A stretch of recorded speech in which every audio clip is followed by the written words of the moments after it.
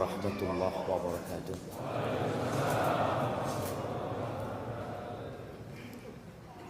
Alhamdulillah alladzi jama'ana 'alal huda wat tuqa. Segala puji bagi Allah Jalla Jalaluh yang mengumpulkan kita di tempat ini bukan karena acara makan bersama, tapi kita berkumpul di tempat ini karena sama-sama dikasih hidayah sama Allah Azza wa Jalla. Sama-sama ingin menjadi insan yang bertakwa.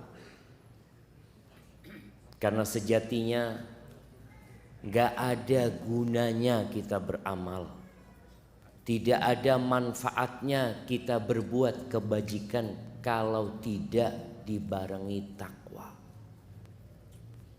Karena innama yataqabbalullah minal muttaqin. Allah itu hanya menerima dari orang-orang yang bertakwa. Sayang kalau kita capek-capek meninggalkan kesibukan kita, datang ke rumah Allah ini namun tidak didasari takwa. Maka semoga Allah Azza wa Jalla menerima amalan kita dan mengampuni dosa-dosa kita. Nabi Ibrahim alaihissalam ketika membangun Ka'bah, apa doanya? Rabbana taqabbal minna innaka antas sami'ul alim. Nabi kekasih Allah beramal soleh yang dibangun rumah Allah, beliau mengatakan, wahai Rabb kami, terimalah dari kami,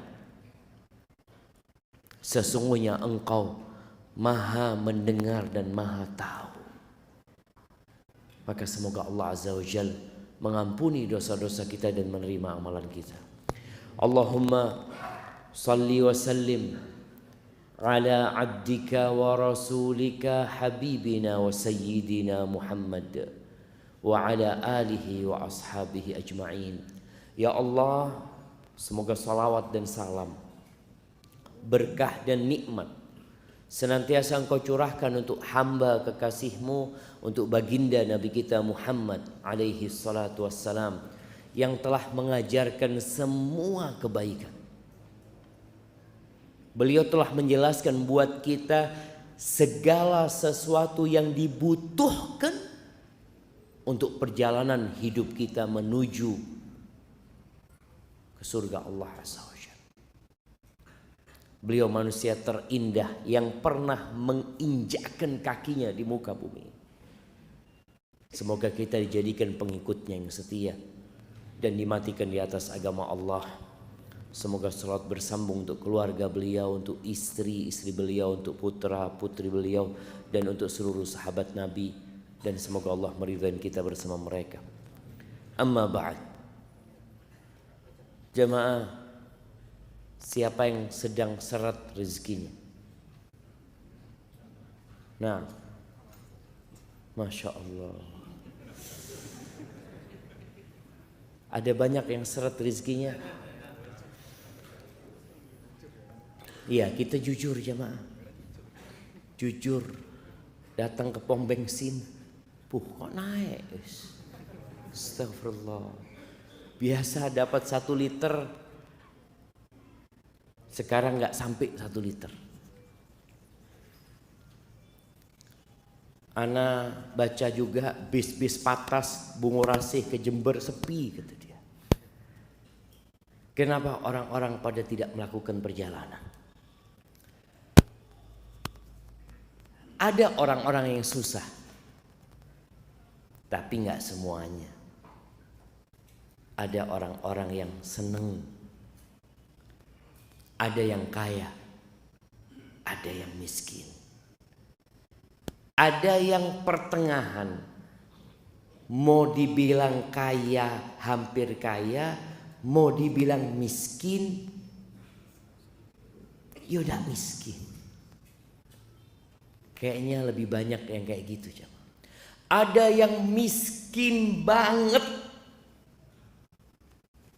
yang kita perlu datang ke tempat dia, supaya antum yang sedang kesusahan bersyukur sama Allah Azza wa Jalla. Kita tuh kalau ngelihat yang lebih kaya, yang ada tambah susah, tambah seneng, tambah susah aja. Makanya sering ana sampaikan ya, bagaimana seorang muslim itu harus dekat dengan orang miskin. Kata siapa? Kata Nabi SAW. Nabi mengatakan kepada Abu Dzar sallallahu ala nabiyina wasallam, "Ausani khalili bi sab'in." Aku dikasih wasiat oleh kekasihku dengan 7 perkara. Di antaranya, ausani bi hubbil masakin waddunu minhum. Aku dikasih wasiat agar aku cinta kepada orang-orang miskin dan dekat sama mereka. Bukan hanya cinta, dekat sama mereka. Datang ke rumahnya, lewat rumahnya, berbagi kepada dia. Kemudian beliau juga berwasiat kepada Abu Dzar radhiyallahu taala an, wa ausani an andura ila man huwa asfala minni. Dan dia memberikan wasiat kepada aku agar aku melihat kepada yang di bawahku, supaya enggak susah. Karena kita lihat dunia ini tempat pamer, tempat berbangga-banggaan. I'lamu, Allah mengatakan, ketahuilah, annamal hayatud dunya la'ibun wa lahwun wa zinatun wa tafakhurun bainakum wa takathurun fil amwali wal aulad. Kehidupan dunia itu hanya permainan, hanya senda gurau. Antum lihat orang main bola, serius jamaah dia jamaah, lari sana, lari sini.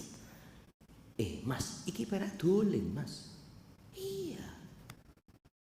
Dia serius untuk permainan, main-main untuk ibadah.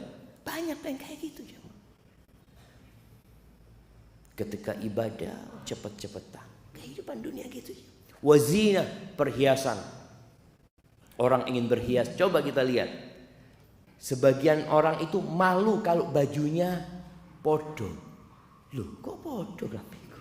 Dia itu tidak kepingin gitu loh. Kepingin lain, kepingin tampil lebih bagus ya, seperti itu. Dan tempat berbangga-bangga. Kenapa kita dikasih wasiat supaya dekat sama orang miskin? Supaya nggak kena penyakit berbangga-banggaan. Itu kehidupan dunia. Banyak-banyakan harta. Banyak-banyakan harta. Mau dibawa kemana? Banyak-banyakan anak. Berapa anaknya? Baru 12. Langsung down kita. Anak cuma 2, ini 12. Kita kadang-kala di grup para ustadz, ada satu mengatakan, alhamdulillah anak punya anak yang ke-17. Masya Allah. Hadhil hayat dunia. Dan kita lihat, tidak semua yang kita inginkan kita dapatkan. Kalau keinginan semua kepingin jadi orang kaya. Siapa yang kepingin jadi orang miskin? Coba angkat tangan. Masya Allah. Kayaknya nggak ada jemaah. Yang miskin kepingin berubah, yang kaya kepingin tambah kaya. Ada orang kaya, anak kayaknya kebanyakan duitnya. Tidak ada jemaah. Yang ada, yo opo bisa nambah itu uang dia aja. Siapa yang ngatur rezeki? Apakah pemerintah Republik Indonesia mengatur rezeki rakyatnya? Tidak. Yang mengatur rezeki itu Allah Jalla Jalla. Jamaah rahimakumullah, ada yang ingin punya anak. Ini bicara rizki. Ada yang sudah punya anak, kepingin nambah anak. Ada yang ingin anak laki-laki. Ya Allah, anak-anak perempuan semua, Ustaz. Kapan ya punya anak laki? Cak lihat istri anak wis tuwe. Apa harus? Ada yang kepingin. Kita lihat ada orang kepingin punya anak laki-laki. Semuanya anaknya perempuan. Ada yang kepingin punya anak perempuan. Dia ngelihat, ya Allah, lanang meneh lahir. Astagfirullah. Ada yang mandul tidak punya anak. Siapa yang mengatur itu semua? Allah. Jangan sembarangan ke dokter. Kadang kala ada yang berangkat ke dokter. Oh, dokter ini hebat. Semua yang ke sana punya anak. Sukses. Antum tahu di Amerika ada seorang dokter yang ternyata puluhan anak itu pakai spermanya dia. Dia proses bayi tabung ya. Ya namanya ada orang-orang yang gak amanah. Dia datang, dokternya tahu ini spermanya gak bisa membuahi. Tapi kata dokter itu aman, masuk. Oh, hamil, makasih banyak dok. Ternyata ditemukan itu pakai spermanya dia. Kita perlu berhati-hati. Ada jalan yang harus ditempuh. Di surat Asy-Syura ayat 49-50 Allah Azza wa Jalla mengatakan lillah mulkus samawati wal ardh. Milik Allah kerajaan langit dan bumi. Bumi ini kecil jemaah dibandingkan dengan yang ada di langit sana. Itu milik Allah. Yang di langit kita melihat ada miliaran bintang-bintang. Subhanallah, ana membaca penjelasan ulama ya, yang membuat ana semakin yakin dengan kebesaran Allah SWT. Langit yang 7 lapis itu ternyata transparan. Dari satu langit ke langit selanjutnya. Bintang-bintang yang kita lihat itu tidak semuanya di langit dunia ini. Sebagian ada di tempat-tempat yang tinggi sana. Dan nanti ketika orang masuk surga, itu akan dikasih seperti orang yang paling kaya di muka bumi ini 10 kali lipatnya. Kalau cuma surga itu sebesar bumi ini, tidak cukup jemaah. Anak lihat, ya Allah, apa mungkin nanti di planet-planet itu jadi surga ya? Tapi yang jelas, luasnya surga seluas langit dan bumi ini. Milik siapa semua itu? Lillah. Makanya orang kalau kena musibah apa kata dia? Inna lillah. Kita ini tidak dua apa-apa. Kita tuh milik Allah. Yakhluqu ma yasha. Allah menciptakan apa yang Allah kehendaki. Kita kadangkala kepingin punya anak ya yang kalau minum kopi lewat lehernya kelihatan. Masya Allah. Dilihat, loh kok kalau minum susu kelihatannya. Kebalikannya. Dia kepingin punya anak yang putih tapi tahu-tahu nggak putih. Mirip sopo anak ini. Allah yang menciptakan jemaah. Makanya sebagian orang berpikir saya mau cari istri yang cantik, mau memperbaiki keturunan. Ternyata anaknya melok mbay. Siapa yang mau disalahkan jemaah? Kenapa? Karena yang menciptakan itu Allah Azza wa Jalla. Lalu kata Allah, yahabu liman yasha inatha. Sebagian orang dikasih anak-anak perempuan semua. Wa yahabu liman yasha'udz dzukur. Sebaliknya, ada yang semua anaknya laki. Au yuzawwijuhum dzukranan wa inatha. Ada yang anaknya Masya Allah berpasang-pasang. Masya Allah. Ana bersyukur sama Allah, ana punya anak sekarang 6. 3 perempuan, 3 laki. Tapi ada yang anaknya 9, semuanya perempuan. Siapa yang menentukan itu? Allah. Wa yaj'alu may yasha'u aqima. Dan sebagian orang Allah jadikan mandul. Sebagian suami menyalahkan istrinya yang gak punya anak loh. Aku gak bisa berbuat apa-apa. Ya sudah ketentuan Allah. Kata Allah, innahu alimun qadir. Allah itu maha tahu dan maha kuasa. Artinya semua yang mengatur itu Allah Jalla Jalaluhu. Ahibati fillah. Kalau semua orang dikasih rizki tanpa batas. Nih kita bicara rizki sekarang. Yang seret rizkinya, yang tersendat-sendat rizkinya. Kalau semua orang itu dikasih kekayaan seperti Elon Musk. Mas Elon. Iya, dikasih harta kayak Mas Elon. Kira-kira ono sing ngaji ndak ya? Allah Azza wa Jalla mengatakan walau basatallahu rizqa li'ibadi di surat Asy-Syura ayat 27. Walau basatallahu rizqa li'ibadihi fil ardi li'ibadihi la baghaw fil ardi. Apabila Allah membentangkan rizki buat hamba-hambanya, pasti mereka akan membuat kerusakan di muka bumi. Akan bertindak melampaui batas. Karena harta itu ada efek samping buruknya. La baghaw fil ardh. Terus kata Allah, walakin yunazzilu biqadarin ma yasha. Tapi Allah turunkan rizki itu dengan kadar yang sudah Allah kehendaki. Ono takrani. Maka kita lihat subhanallah ada orang yang di PHK.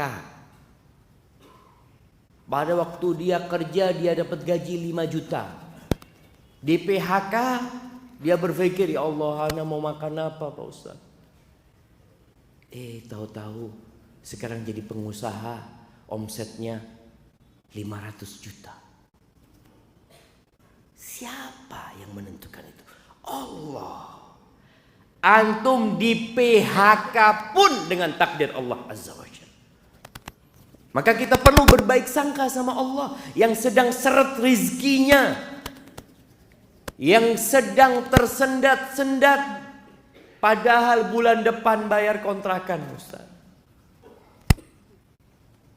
Apa kata Allah? Innahu bi'ibadihi khabirun basir.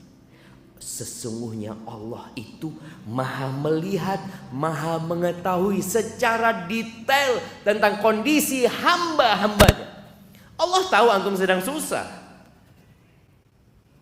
Terus ya siapa yang kasih rizki? Allah kan. Ya udah kau minta sama Allah. Datang sama Allah Azza wa Jalla. Ahibati fillah, kita perlu punya iman yang membuat hidup kita tidak menderita. Apakah orang kaya itu berbahagia? Belum tentu. Apakah orang miskin itu berbahagia? Belum tentu. Tergantung kondisi imannya. Ketika seorang beriman bahwasanya rizki itu sudah ditetapkan ketika kita berumur 120 hari. Kita waktu berumur 120 hari dikirim malaikat di perut ibunda kita jemaah, masih janin. Dikirim malaikat, dicatat ajalnya, dicatat rizkinya, dicatat dia syaqiyun au sa'id, menderita atau berbahagia, masuk surga atau masuk neraka, itu dicatat. Ketika kita tahu itu, terus tugas ana cuma berusaha. Makanya kalau cari rezeki, cari istri. Kalau cari rezeki, cari istri. Kalau cari istri yang soleha. Yang antum kalau pulang ke rumah tidak membawa apa-apa, sang istri mengatakan, innalillahi wa inna ilaihi raji'un. Loh iya, ini istri bertakwa jamaah. Ini istri bertakwa. Dia nggak marah-marah sama antum. Dia beriman kita milik Allah dan kita akan kembali kepada Allah Azza wa Jalla. Bukankah musibah ketika suami nggak bawa apa-apa? Antum jangan marah. Antum kayak anak mati aja. Enggak, Mas. Anak yakin.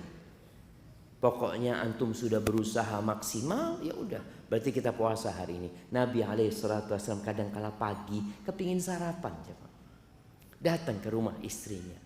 Ada yang bisa dimakan, kata Nabi SAW. Kata istrinya, ada air, cuma makanan gak ada. Nabi mendidik istri-istrinya mengatakan, idzan ana shaim. Kalau gitu hari ini aku berpuasa. Itu jamaah. Bagaimana tatkala rezeki antum tersendat-sendat, amalan antum bertambah. Pahala antum tambah banyak. Ketika antum kerja, sibuk, antum kadang-kadang nggak bisa ngaji. Sejak ana di PHK, Ustaz, alhamdulillah ana selalu di soft pertama, Ustaz. Alhamdulillah, alhamdulillah, nikmat. Yang antum tidak merasakan itu kecuali ketika di PHK. Bayangin bagaimana Nabi SAW mengatakan, "Lau ya'lamun, atau lau ya'lamun nas, ma fin nida' was-saffil awal." Kalau orang-orang tahu pahala menjawab adzan datang ke rumah Allah, ya. Kemudian pahala shaf pertama, la atauhuma walau habwan. Mereka akan mendatanginya walaupun merangkak jalan, berangkang. Sekarang antum bisa datang di shaf pertama. Ada sebagian kita yang nggak pernah di shaf pertama selama hidupnya. Tapi ada sebagian yang selalu di shaf pertama. Masya Allah. Dia mengatakan, alhamdulillah Ustaz, ana selalu di shaf pertama. Karena memang di masjid ana satu shaf yang sholat, Ustaz. Jadi dia itu selalu mau telat shaf pertama tetap. Kita melihat ada masjid-masjid kayak gitu jamaah. Ya Allah, enak ya kalau punya masjid yang cuma satu shaf ya. Jadi walaupun telat shaf pertama, subhanallah, itu orang-orang pada nggak ngerti pahala yang Allah berikan. Maka tatkala rizkimu tersendat-sendat, yang pertama engkau harus beriman kepada Allah dengan takdir. Itu salah satu rukun iman. Nggak akan sempurna iman antum. Antu'mina bil qadari khairihi wa syarrihi. Engkau beriman dengan takdir yang baik dan yang buruk. Sebagian kita kalau sedang sukses, apa yang dia katakan? Subhanallah Ustaz ya, memang gak sia-sia usaha anak. Oh, antum sukses ini takdir loh. Loh, bukan usaha anak. Berapa banyak orang yang berusaha kayak antum gak sukses? Antum pernah lihat, antum pernah merasakan orang mancing jemaah. Mancing di kolam yang sama, dengan umpan yang sama. Yang satu seret, oleh meneng, antum perbaiki, lempar lagi, dia narik lagi, masya Allah kata dia. Apa masalahnya? Usaha dia, ketakwaan dia, lah takdirnya dia. Maka di sini jangan sampai antum ketika sukses antum lupa dengan takdir. Yang antum ingat usaha, perjuangan, sekolah, ilmu, pikiran. Oh enggak, itu takdir Allah kasih sama antum. Apa kata Allah? Wa ma bikum min ni'matin faminallah. Tidak ada satupun nikmat yang ada pada diri kalian melainkan itu dari Allah Azza wa Jalla. Maka berimanlah antum. Ketika susah pun beriman. Sebagian orang kalau susah, iya, kayaknya memang takdir. Antum kemarin sukses bukan takdir. Enggak Ustaz, itu memang Anda berjuang Ustaz. Jemaah, tolong beriman. Kita beriman bahwasanya Allah telah menetapkan segala-galanya. Kemudian ketahuilah bahwa rizki dan ajal itu berbarengan. Ana izin minum dulu ya, bismillah.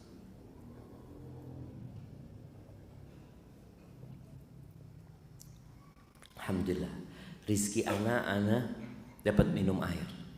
Tadi ana khutbah Jumat, pas khutbah kedua, pas duduk, ana cari air. Kok dah ono banyu ya?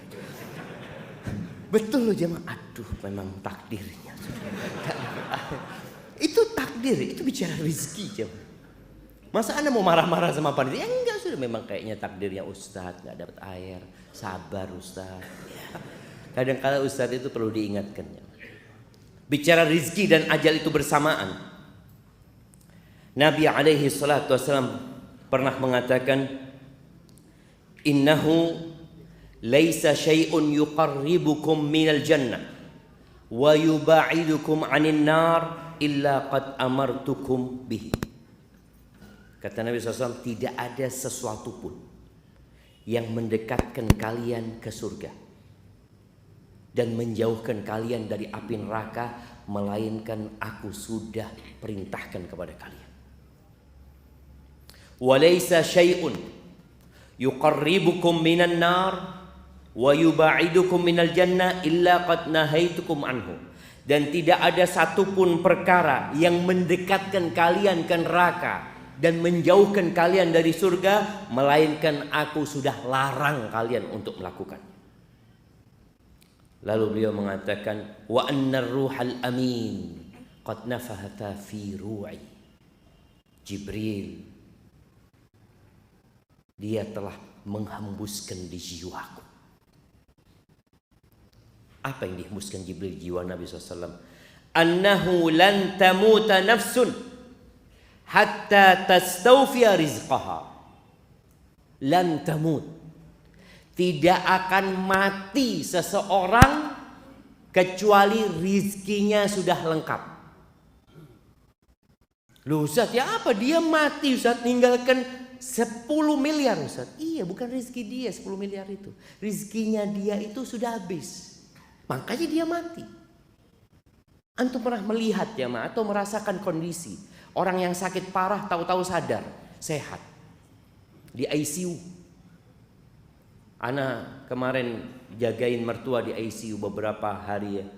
Nanti ketika kita di luar nunggunya jamaah, kalau sudah ada panggilan itu jamaah, semua yang nunggu itu diem jamaah. Sopoy, oh fulan. Kalau sudah dipanggil itu, mereka bersegera masuk ke ruang ICU. Tahu-tahu yang keluar jenazah.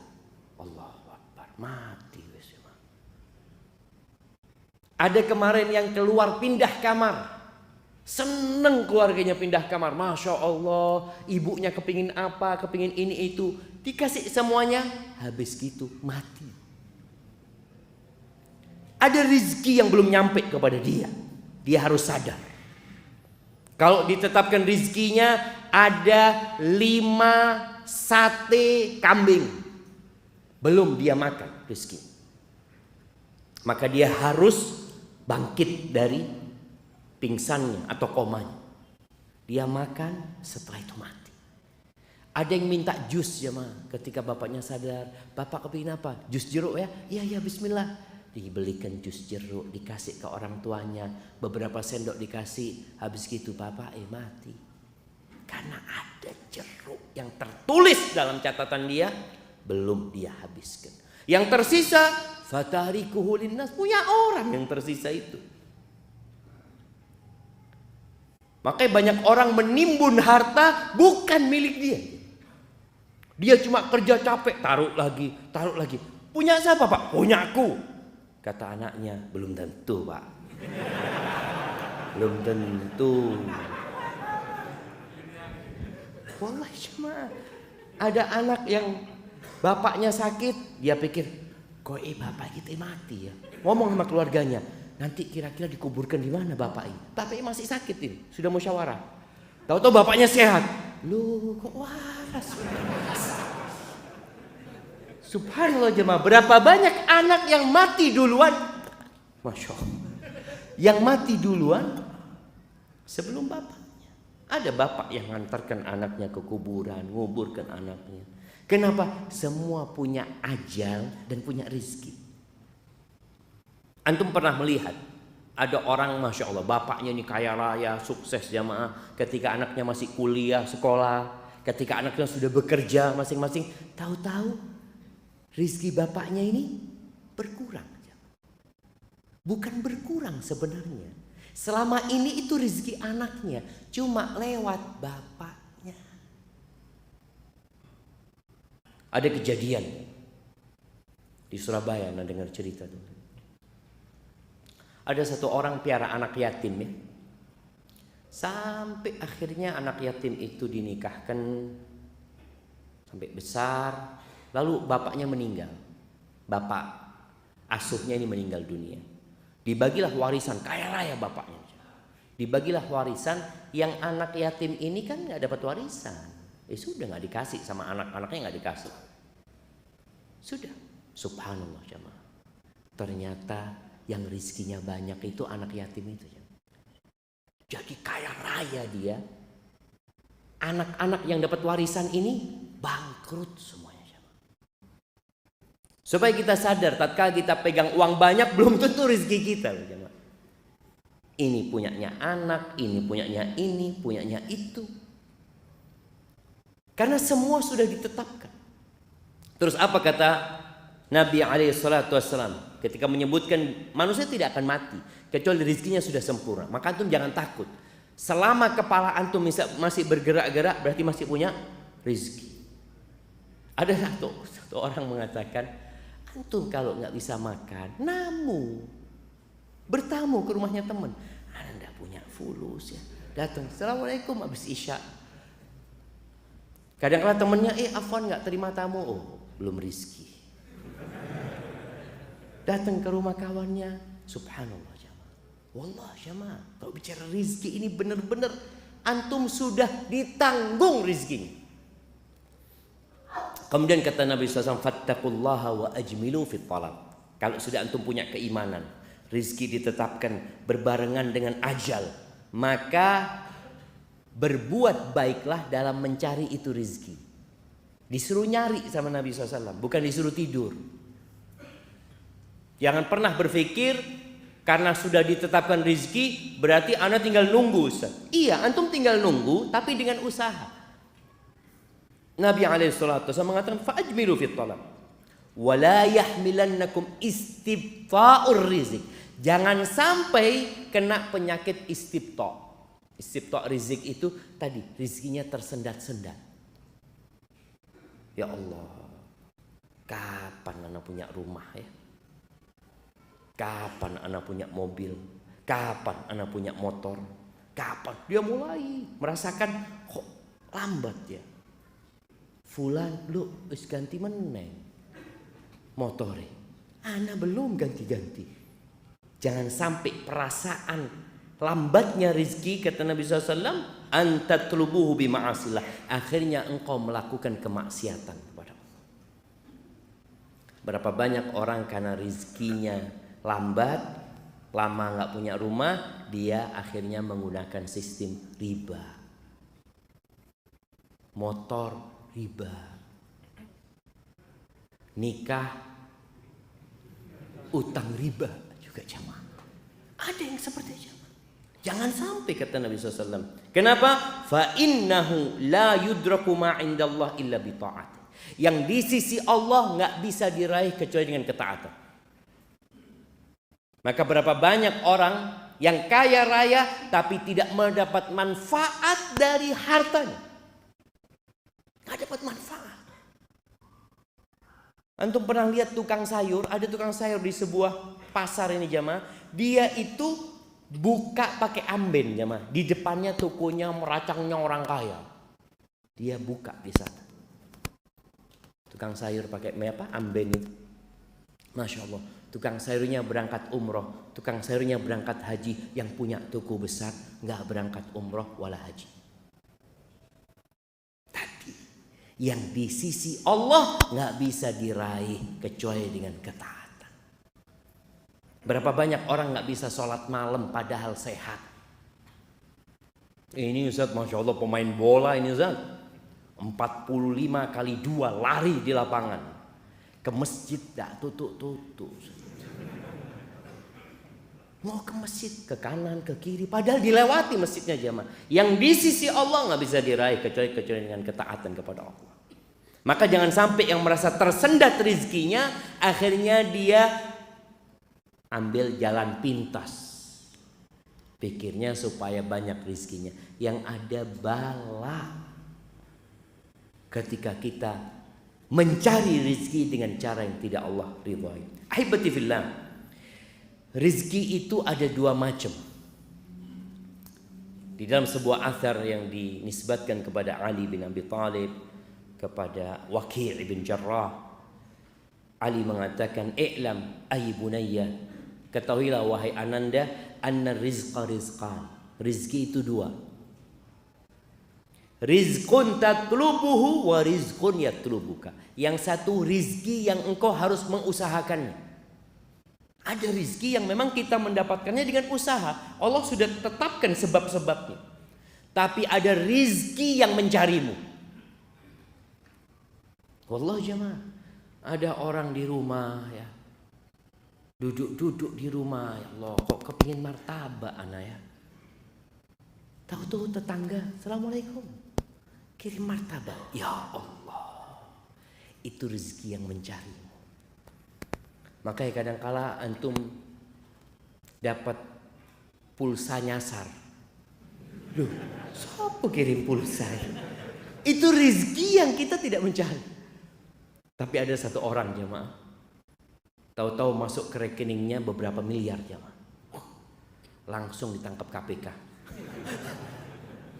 Padahal dia nggak tahu, dia nggak sampai masuk lah. Dia ya ada uang masuk ke aliran dana yang tidak jelas. Tapi yang jelas ada rezeki yang mencari. Yang kita kalau bicara usaha nggak bisa diusahakan gitu. Rezeki yang mencari seperti hadiah. Rezeki yang mencari kita ya. Warisan. Antum bisa nyari warisan ya mah. Anak bapak kok miskin ya, anak mau pindah bapak aja cari yang kaya. Tidak bisa.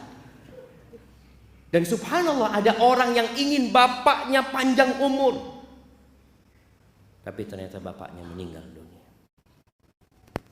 Ada kemarin cerita kawan yang satu dapat warisan 30 M. Masih SMA mungkin jemaah. Itu rizki yang mencarimu. Yang Allah Azza wa Jalla mengatakan, "Wa man yattaqillah yaj'al lahu makhrajan wa yarzuqhu min haitsu la yahtasib." Barang siapa yang bertakwa kepada Allah, maka Allah akan kasih solusi dan Allah akan kasih rizki dari arah yang tidak disangka-sangka. Antum nggak pernah membayangkan, kok bisa anda dapat uang ini?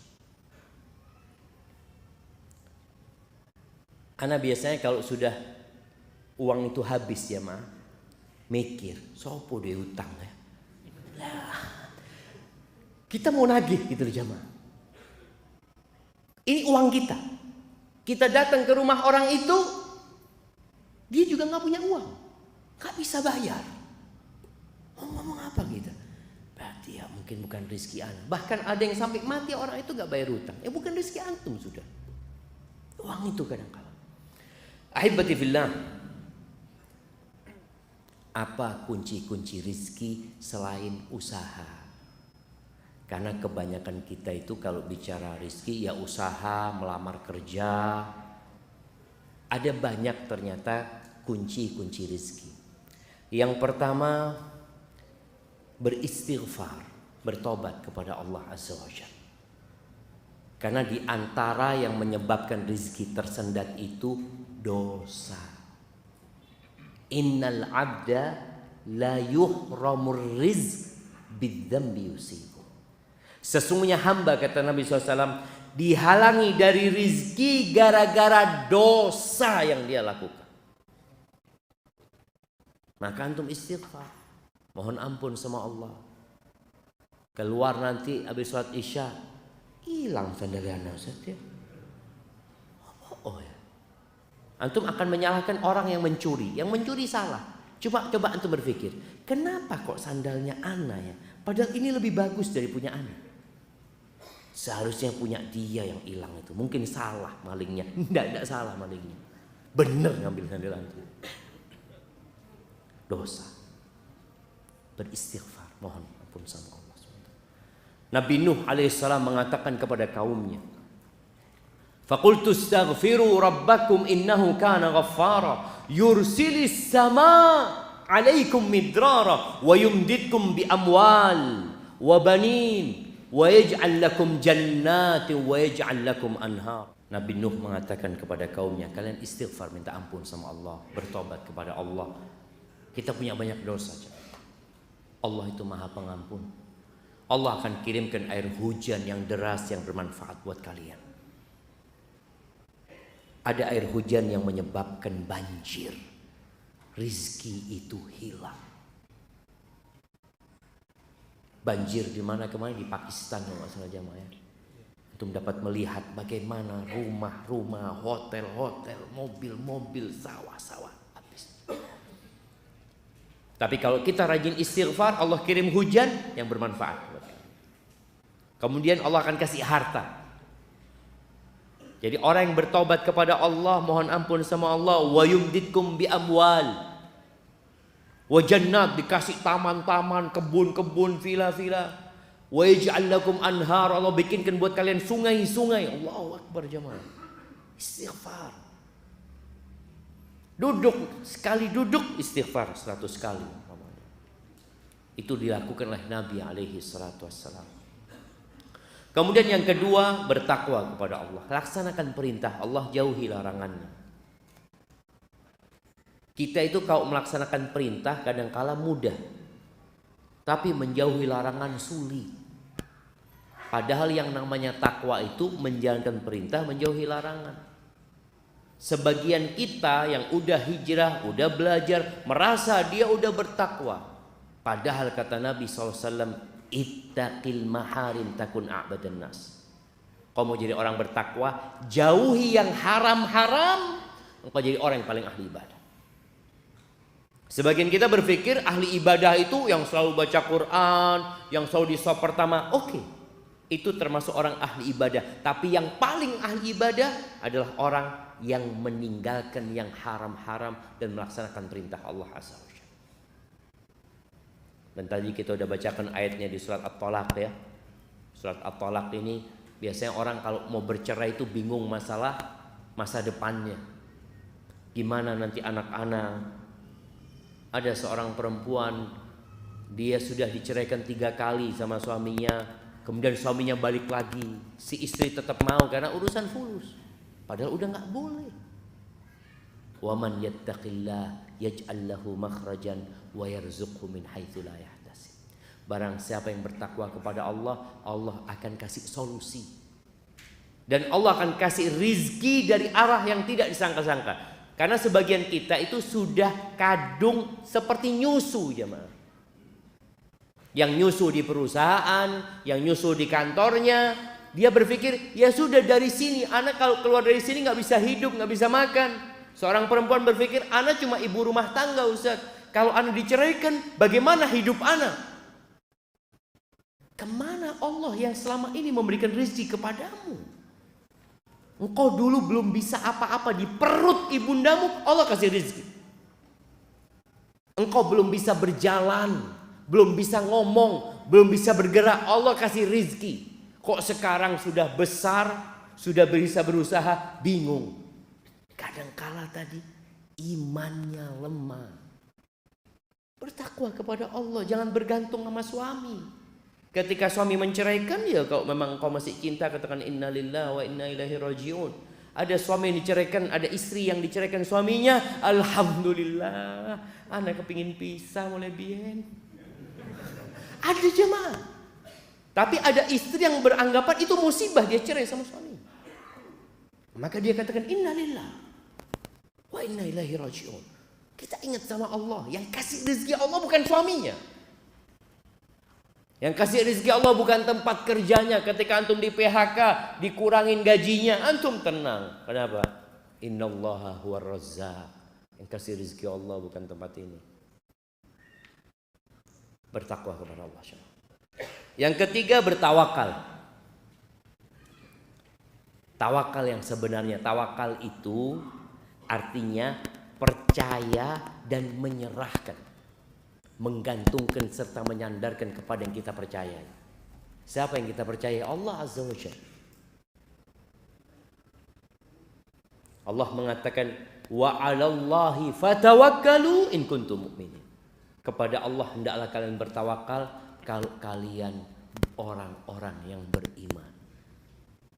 Nabi alaihissalatu wassalam mengatakan, "Lau annakum tawakkaluna 'ala Allah haqqa tawakkulih la razaqakum kama yarzuqut tayr." Kalau kalian benar tawakalnya kepada Allah, benar. Kita ini kadang-kala masih bersandar kepada uang kita. Aman, si ono duit. Masih ada mobil, masih ada ini, masih ada ini. Namanya tawakal sama Allah itu berlepas dari semua ketergantungan. Usaha, upaya hanya sebab.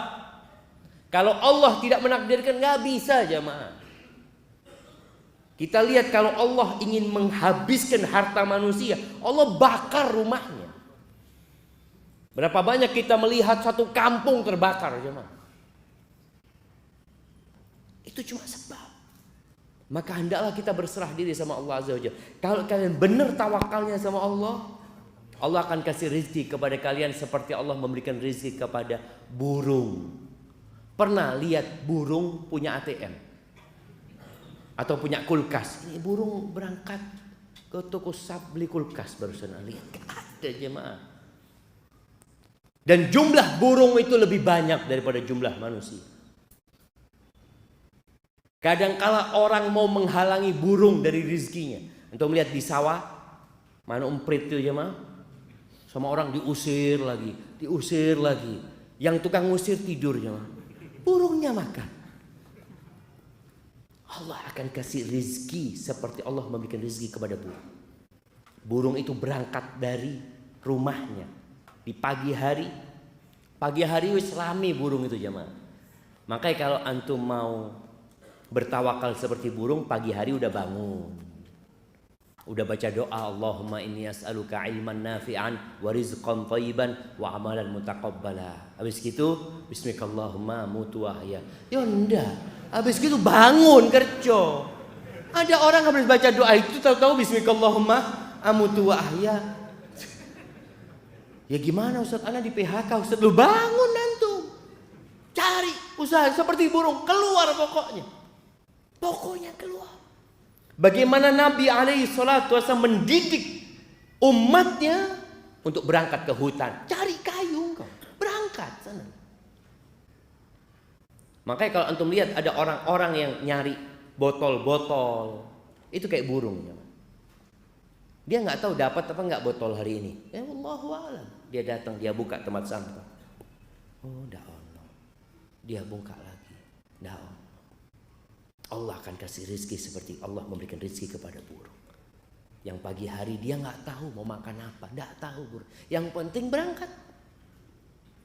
Tapi pulang kenyang burung itu jemaah. Kalau masih punya rezeki burung itu kenyang. Tapi kita lihat ada anak-anak burung yang sudah rezekinya habis. Tahu-tahu mati di mana? Di rumahnya. Bapak ibunya ditangkap. Ya sudah, ini kehidupan. Tapi engkau bertawakal seperti burung. Bukan berarti nggak boleh nyimpen uang, boleh nyimpen uang, nggak ada masalah. Tapi hatinya tidak bergantung kepada simpananmu, tapi bergantung sama Allah Azza wa Jalla. Kemudian yang keempat, fokus ibadah. Niatkan ibadah. Antum bekerja pun niatkan ibadah. Usaha niatkan ibadah. Orang yang fokus ibadah jamaah, semua diniatkan untuk mengabdi kepada Allah, Allah akan mudahkan rezeki. Dan antum lihat. Kemudian yang kelima, berangkat haji dan umroh. Loh Ustaz, ana ini tersendat-sendat berangkat haji atau umroh. Yang punya rizki berangkat haji. Ini kan wajib haji. Berangkat engkau haji. Jangan takut uangmu habis karena haji. Karena sebagian orang sekarang ini kalau mau haji bayar berapa jemaah? Kalau yang reguler itu 40 juta. Kalau yang plus ya ada yang 12.000 ya. 12.000 US dollar ya. Kalau yang furoda yang tahun ini bayar langsung berangkat bisa sampai 20.000 US dollar. Wah, kayak Ustaz 300 juta. Oleh lah Avanza.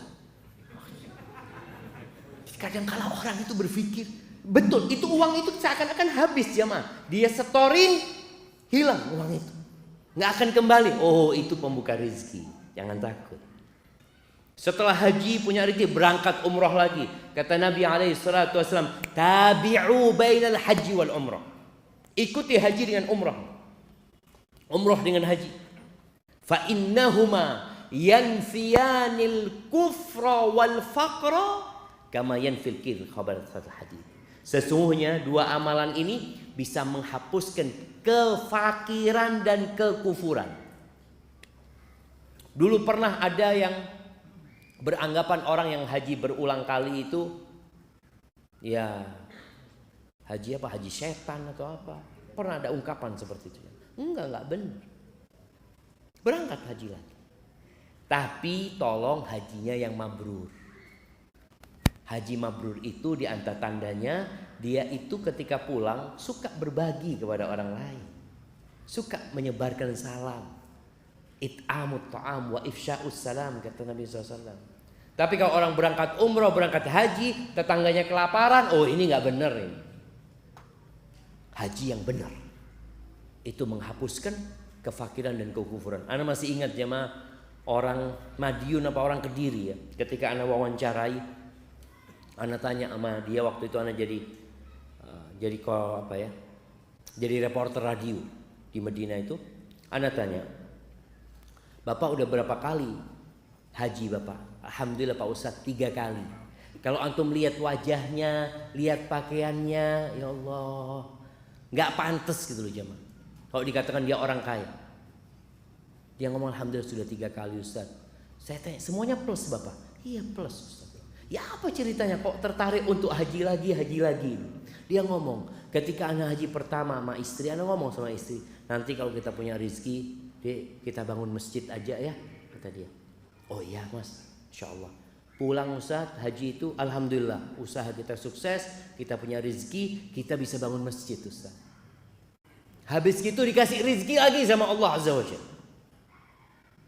Akhirnya kita daftar haji lagi. Pas haji kedua, anak ngobrol sama istri, nanti kalau punya rezeki mau apa kita? Insya Allah kita ngaspal jalan di kampung yuk, supaya orang-orang enak jalannya. Pulang haji kedua Ustaz, Masya Allah dikasih rezeki lagi sama Allah Ustaz. Kita aspal jalan di kampung, Allah tambahin rezeki kita, daftar lagi. Yang ketiga kali. Itu kalau antum yakin. Tapi ada orang yang perhitungan, Ustaz, ini kalau buat modal usaha diputer, piara sapi ini mati kabeh. Kadang-kadang orang berpikir itu dia ingin uangnya bagaimana bertambah. Berangkat haji itu, berangkat. Itu termasuk pintu rizki, kata siapa? Kata Nabi alaihi salatu wassalam. Jadi jangan hanya berpikir kita keluar duit Ustaz. Kalau usaha kan masih memungkinkan akan kembali. Antum berangkat haji, antum investasi buat akhirat antum. Niatkan buat akhirat, tentunya dihapuskan dosa ya. Insya Allah rezekinya ditambah sama Allah. Kemudian yang keenam, silaturahim. Udah tahu tuh kita hadisnya. Man ahabba an yubsata lahu fi rizqihi wa yunsa lahu fi atharih falyasil rahimah. Yang ingin diluaskan rezekinya, yang ingin rezekinya enggak tersendat-sendat, enggak seret, silaturahim. Yang ingin dipanjangkan umurnya, silaturahim. Apa silaturahim itu? Silaturahim itu, jemaah, apa silaturahim? Nah, siapa yang tahu? Nah, hubungan, ya menghubungkan keluarga. Ada hadiahnya jemaah. Oh, no masjid ya jemaah. Seakan masjid ya. Didoakan. Mungkin kurang silaturahim masjidnya. Nah, silaturahim itu seperti disebutkan Bapak tadi. Menyambung atau berbuat baik sama kerabat. Berbuat baik sama kerabat kita, bukan sama sahib. Ada yang namanya al-ukhuwah al-islamiyah, kita saudara sesama umat Islam. Tapi ada al-rahim, al-arham. Itu kerabat kita yang satu mbah, satu kakek. Antum coba cari. Anak ini sudah lama nggak ke paman ana umpamanya. Anak ini sudah lama nggak ketemu sepupu ana. Wala WA dia, wala apa. Silaturahim. Malam ini yang belum punya grup WA, bikin grup WA. Grup WA satu kakek. Dari bapak, dari ibu. Gunakan itu kesempatan untuk berbuat baik sama kerabat kita. Walaupun cuma assalamualaikum. Masya Allah. Anak punya grup ini kadang-kala anak punya paman itu subuh-subuh cuma tulis apa? Assalamualaikum, subuh. Masya Allah, anak lihat ya Allah ya. Paman anak kirim itu dan gunakan itu jamaah. Waktunya tanya jawab. Si turung mari ya. Urusan rezeki seret ini. Iya, bentar lagi tanya jawab 5 menit lagi jamaah tanya jawab. Nah, silaturahim berbuat baik sama kerabat. Antum cari tahu sebagian orang ini yang merantau ya ke Surabaya, di antara pintu rezeki itu merantau jamaah. Merantau, betul. Yang merantau ke sini, jangan lupa sama yang di kampung. Ustaz, bapak anak ibu anak sudah habis, sudah meninggal dunia Ustaz. Ya sudah, antum berangkat ke kampung, nyambangi paman-paman, keponakan-keponakan, sepupu-sepupu, sambangi mereka, ketemu sama mereka, lihat kondisi mereka. Oh, yang ini butuh bantuan, yang ini kayaknya perlu biaya sekolah. Itu penting jamaah, membuka pintu rezeki dan menambah waktu kita. Kebanyakan orang di kota besar itu nggak silaturahim. Apa penyebabnya? Nggak punya waktu. Nggak punya waktu Ustaz. Sibuk Anda bekerja. Antum kepingin punya tambahan waktu, silaturahim. Ditambah waktu. Dan alhamdulillah kalau bicara berbagi sekarang bisa kirim. Telepon aja bisa langsung dikirim jamaah. Sekarang antum dari sini tinggal pesan dikirim. Masya Allah, Masya Allah. Ada kemudahan. Maka silaturahim. Nggak harus berkunjung ya. Bukan bertamu. Kalau kita bisa bertamu. Tapi kalau nggak bisa paling nggak kita kirim hadiah buat mereka. Ucapan salam kepada mereka. Kemudian yang ke-7 berinfak. Bersedekah itu juga membuka pintu rizki. Karena tiap pagi ada malaikat yang berdoa. Allahumma a'ti munfiqan khalafat. Ya Allah, berikan kepada orang yang suka berinfak itu ganti. Dan berikan kepada orang yang pelit itu kebinasaan. Kemudian yang ke-8, menanggung atau berinfak buat para penuntut ilmu agama. Karena pernah di masa Nabi SAW ada seorang sahabat yang mengadu, ya Rasulullah, anak ini kerja capek, ini anak punya adik belajar terus di tempatmu ya Rasulullah. Apa kata Nabi SAW? La'allaka turzaqu bihi. Boleh jadi engkau dapat rezeki gara-gara adikmu. Jadi ada kakak kadangkala ya, dia rela capek demi adik-adiknya sekolah, gak ada masalah. Insya Allah itu akan membuka rezeki buat antum. Antum cari anak-anak yang gak mampu sekolah, antum tanggung, khususnya yang belajar ilmu agama jamaah. Insya Allah Allah mudahkan rezeki antum.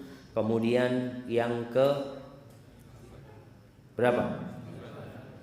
9 jamaah, berbuat baik kepada orang-orang yang lemah. Kata Nabi SAW, hal tunsaruna wa turzaquna illa bidu'afaikum.